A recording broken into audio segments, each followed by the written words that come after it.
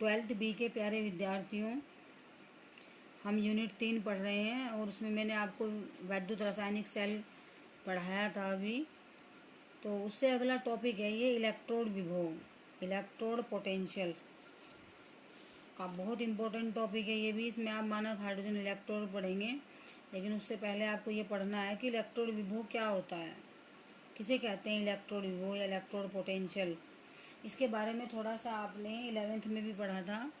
11th में unit 8 में मैंने पढ़ाया था आपको वैद्युत रासायनिक सेल, वहाँ पर भी दिया गया था और थोड़ा सा इलेक्ट्रोड विभव और मानक इलेक्ट्रोड विभव और इनमें संबंध भी बताया गया था।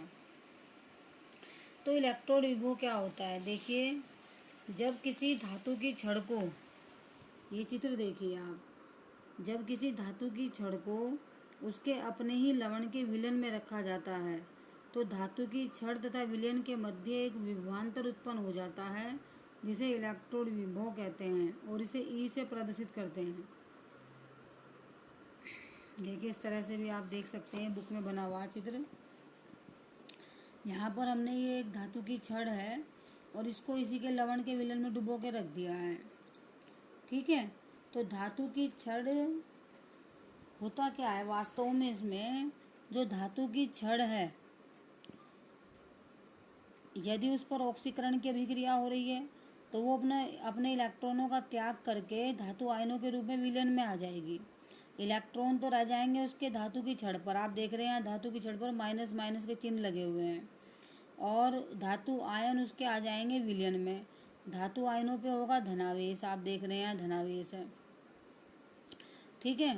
तो इससे क्या होगा, यदि उस छड़ पर ऑक्सीकरण हो रहा है तो छड़ विलयन के सापेक्ष ऋणावेशित हो जाएगी, और यदि अपचयन हो रहा है तो छड़ विलयन के सापेक्ष धनावेशित हो जाएगी। कहने का तात्पर्य ये है कि जब किसी धातु की छड़ को उसके अपने ही लवण के विलयन में डुबो कर रखा जाता है तो धातु की छड़ विलयन के सापेक्ष धनावेशित या ऋणावेशित हो जाती है, जिससे धातु की छड़ और विलयन के मध्य एक विभवांतर उत्पन्न हो जाता है जिसे इलेक्ट्रोड विभव कहते हैं, ठीक है। इसे इलेक्ट्रोड विभव कहते हैं।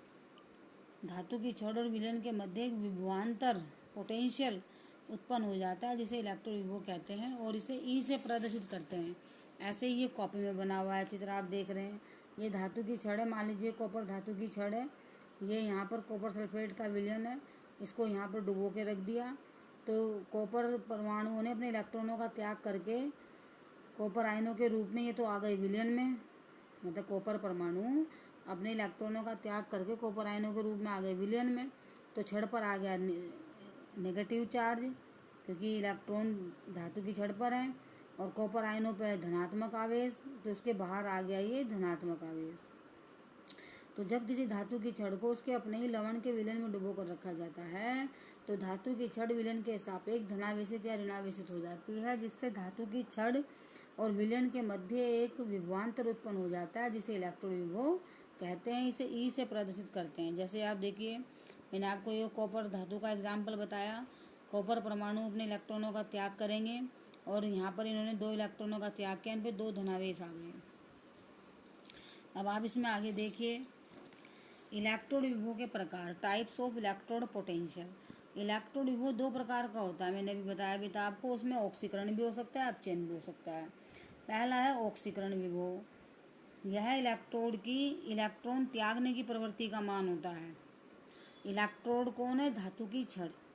तो जब धातु की छड़ पर धातु परमाणु अपने इलेक्ट्रॉनों का त्याग कर रहे हैं जिसके फलस्वरूप धातु ऑक्सीकृत हो जाती है, मतलब यह इलेक्ट्रोड की इलेक्ट्रॉन त्यागने की प्रवृत्ति का मान होता है जिसके फलस्वरूप धातु ऑक्सीकृत हो जाती है। जैसे यहाँ पर ये कॉपर परमाणुओं ने अपने इलेक्ट्रॉनों का त्याग कर दिया और कॉपर आयनों में ऑक्सीकृत हो गए, Cu equal to Cu2 plus 2 electron.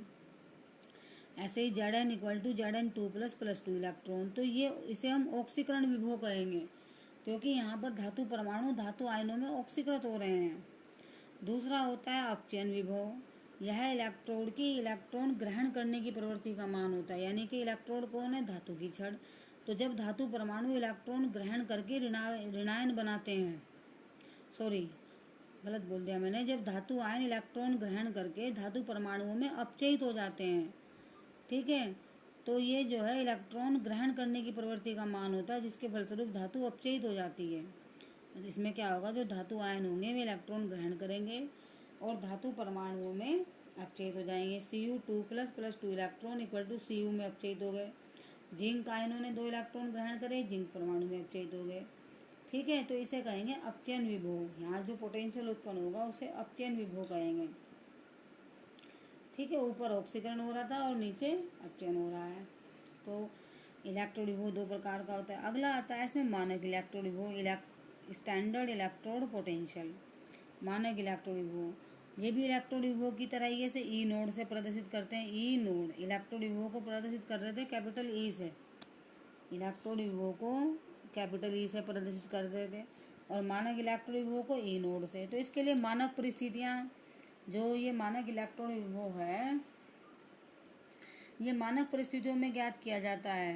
यानी कि जब 25 डिग्री सेल्सियस या 298 केल्विन ताप पर किसी धातु की छड़ को उसी के लवण के विलयन में रखा जाता है, मतलब टेम्परेचर इसमें जो है एक निश्चित कर लिया, 25 degree Celsius 298 kelvin, 25 degree Celsius में 273 जोड़ेंगे तो 298 आएगा। ये 298 केल्विन ताप पर किसी धातु की छड़ को उसी के लवण के विलयन में रखा जाता है जिसकी सांद्रता 1 मोलर हो।